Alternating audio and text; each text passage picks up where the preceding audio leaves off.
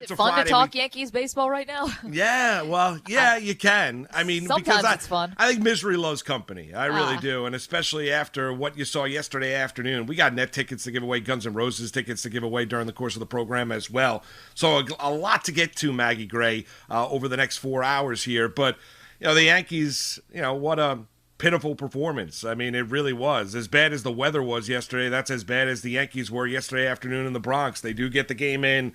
Cole, obviously, not particularly good. He goes, and I get the umpiring was not good in the game, not consistent in the game, and you could complain about that, and heard Jack Curry after the game, and then when you're watching it, you can certainly complain, but Cole wasn't good. I mean, the adjustments that you saw from Garrett Cole were not there. The Yankees offensively did next to nothing once again.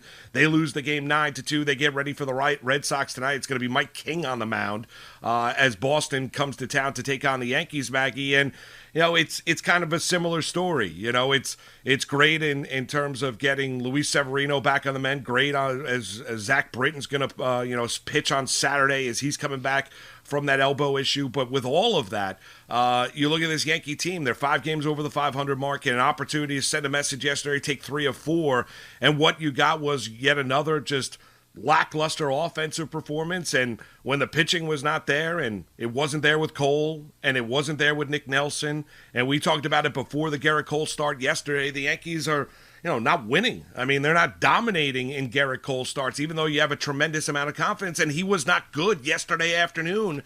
So it goes along and along we go here as the Yankees kick the rock down the street.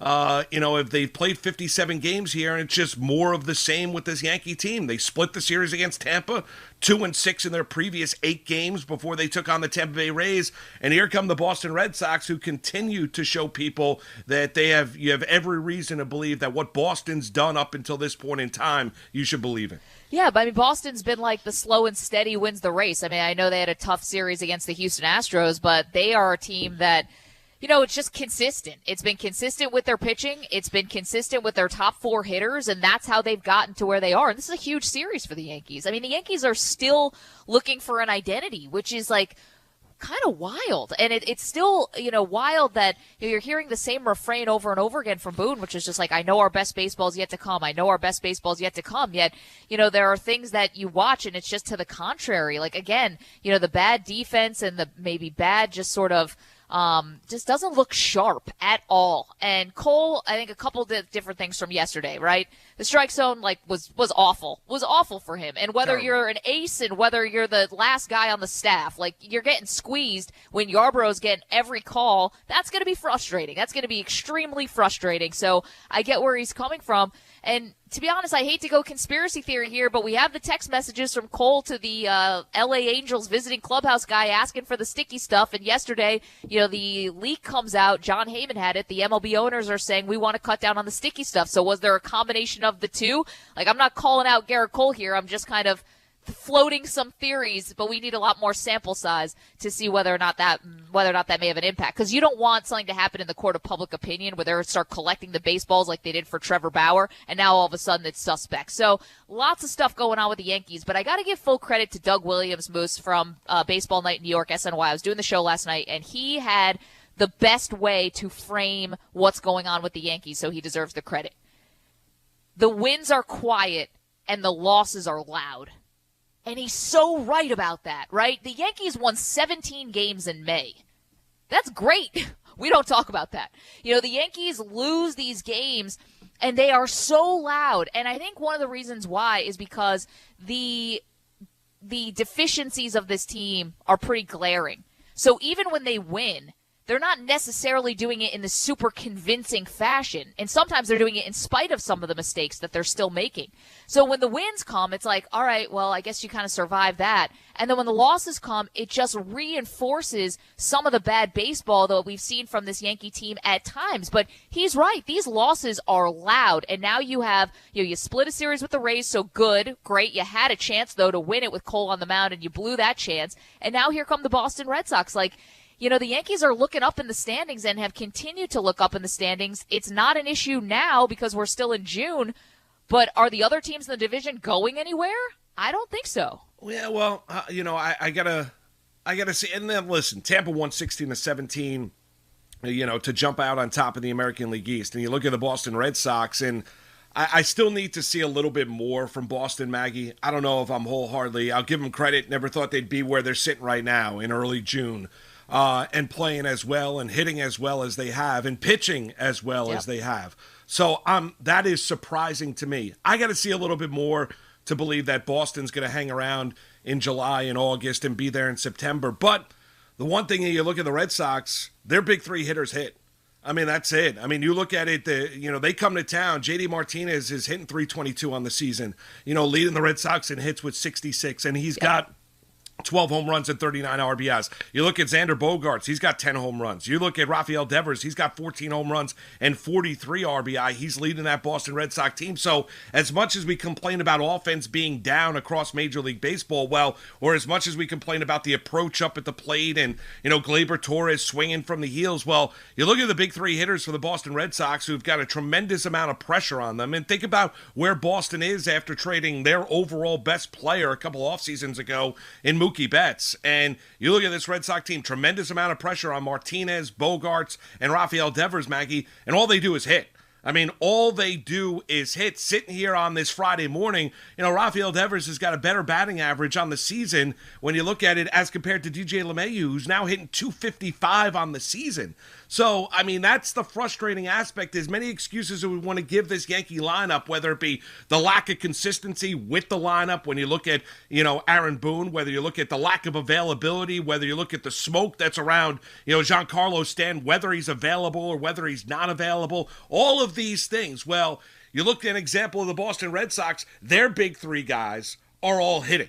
I mean, and they're all producing. They all have 33-plus RBI on the season. They knew the pressure on them going into the year, and those guys continue to go out there and produce for Alex Cora. That's where you'll give them credit for, and that's probably not going to go away when you look at those three hitters, because those three hitters are good. They've been able to adjust to whatever's going on in Major League Baseball. Right. We're not making excuses. We're not talking about the stuff on the baseball. We're not talking about the strike. You know what? They're going out there, and they are producing for Alex Cora and the Sox. And I'd add Alex Verdugo to that, too, and he's been producing for them as well. So I agree with you. And the same thing even with Toronto. Like, their hitters are hitting. It's just this is the thing about the Yankees that I can't get past, right?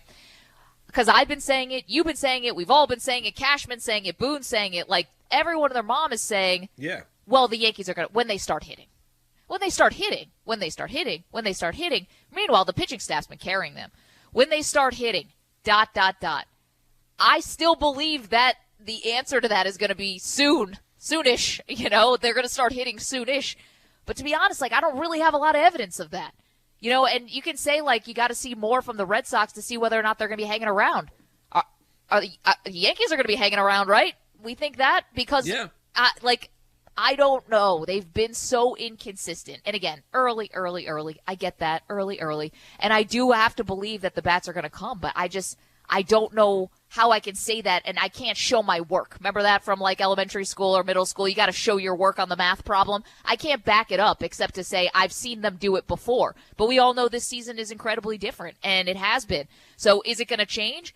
Or maybe the owners who were meeting in New York, maybe sending another, sort of flare to pitchers in Major League Baseball, saying cut it out with the sticky stuff. Is that going to maybe even the playing field a little bit? Does that end up helping the Yankees and their hitters?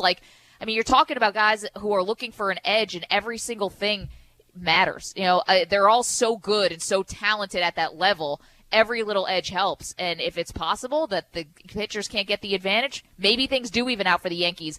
But we've been saying that now for quite a while here, and it just hasn't happened. No, it hasn't happened. But, Maggie, we look at it, there's enough talent in this lineup, or maybe we're all fools. Maybe there's not. They put out a lineup yesterday afternoon where you had four guys that were hitting under 200. Where you have, Odor, Frazier, Higashioka, and Gardner all hitting under 200 yesterday afternoon. You've seen a little bit of a downturn in Aaron Judge, whose now averages dipped below 300 on the season. We talked about DJ LeMahieu, Gleyber Torres. I saw a great tweet from Harper last night, talking about that scouts really raved about Gleyber Torres being able to make adjustments within an at-bat based on how the pitcher was approaching. And now it's completely different because Gleyber's swinging from the heels every single one of those at-bats and doesn't understand what the hell Gleyber Torres is doing right now. And I think he echoes the sentiment of every single Yankee fan here in the tri-state area. I mean, we all looked at it. I mean, LeMahieu's a good player. Judge is a good player. Stanton is a good player. Gio Urshela has changed what he was. Everyone thought defense first, no offense. I mean, you have Gio Urshela hitting cleanup a lot of the times here for Aaron Boone, or has done it here in this Yankee lineup. Yeah, I mean, I still think there's enough talent in this lineup, but you're seeing other players be able to break through around Major League Baseball and be able to produce. So it can't just be the substance on the baseball, right? Because other guys are doing it, right? Now you look across. No, there are guys that maybe the batting average across the sport is down, and I get that, but you're seeing other star players being able to produce. When you look at this Yankee lineup, I mean, it's completely lifeless. And now you get ready for the Boston Red Sox, where 2 of your 3 starters this weekend against Boston, one is Mike King, and the other is this 5-inning specialist in Jameson Taillon. Yeah, well, a couple things there. First on why I think, so it's the sticky stuff, but it's also other things too, right? It's never one thing, but that could be one part of it. I think the other part too, which is something that people have been saying a lot recently, but to be honest has been a fair criticism of the Yankees for a while, which is this is an easy lineup to pitch to. Can you imagine saying that about the Yankees? I mean, this is a power lineup, a lineup built for power.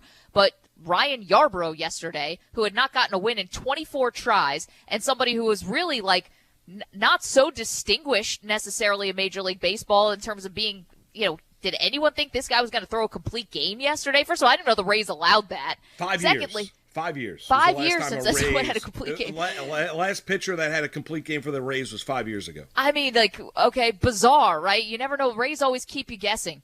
But they had a lefty on the mound yesterday, and quite frankly, he was pitching them easy. And he was getting calls by the home plate umpire, and so he had double advantage there. And people have said it, that the Yankees lineup is easy to pitch to. So, listen, they're 2 or fewer runs now in 22 games. How long before we say, when are the bats going to be alive? Now, the good thing for the Yankees, you mentioned Michael King and obviously Jameson Taillon, but, pitching this weekend. But the pitching has been excellent. It's excellent. And it makes me wonder, sorry, Moose, it makes me wonder and we can talk about this as we get closer and closer to the trade deadline. The Yankees are going to have to do something. Hal's going to have to pony up. They're going to have to do something here. Do you just lean in and get more pitching? I know you're getting Severino, and they'll say, oh, that's like a midseason trade. BS. Do you lean in and get even more pitching and say, you know what? Actually, we're a pitch first team now. Now we're actually built on that. That's fair, but are they going to score enough? I mean, Maggie, that's if this lineup is that easy to pitch to, what's going to happen when you're facing one dominant arm after another and you get to October At least you baseball? could match them. Well, I get you could, and then you're going to get to the small things, right? Playing smart baseball, not running into outs, and defense. Not grounding into double plays and defense, right? I mean, that does not embody this Yankee team in 2021. So that's where this team is. I still think they're a good baseball team, and I do too. I still think they are, and I understand. And I'm frustrated just as every other Yankee fan is out there, watching this team play, watching that lifeless effort that they gave you yesterday afternoon, and it was bad on a lot of different levels. I still think they're a good team. Now the question is the offense. How long do you wait till you say, well, no, this is what they are? I still have a hard time believing that DJ LeMahieu is a 255 hitter. He is, he's been too good of a hitter. Wow. I have a hard time envisioning him being that kind of a hitter for the entirety of this season. Gleyber Torres, he might not be the 38 home run Gleyber this year, but we all were basically talking about the talent level of what he was going to be offensively. I have a hard time envisioning Gleyber Torres is going to be what he has been this year. With Stan, it's all about availability. Hopefully he can take 12, 13 at-bats this weekend against the Boston Red Sox as this team's full-time DH. I mean, it was open to conjecture and question yesterday when Aaron Boone was asked about it before the game, Maggie, but I still think there's enough talent in this lineup that eventually they're going to start to hit, but, it's getting late early. It's June. This is not April. It's not May. It's not Memorial Day weekend. We're sitting here, and the same vibe continues with this team where they're a sloppy team.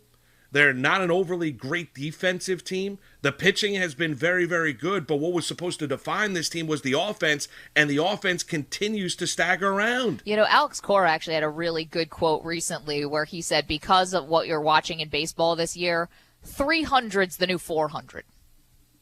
And that's sort of how he's looking at it because the numbers have been so down. And so maybe DJ LeMahieu, hitting 250 is the new 350. I don't know. It's like, it was a funny way to put it. And obviously he was sort of tongue in cheek, but it is something I imagine, like we talk about the Yankees and as they go to the postseason, it's going to be like the little things, and if they can match pitch for pitcher and the pitching staff can carry them, it comes down to the little things.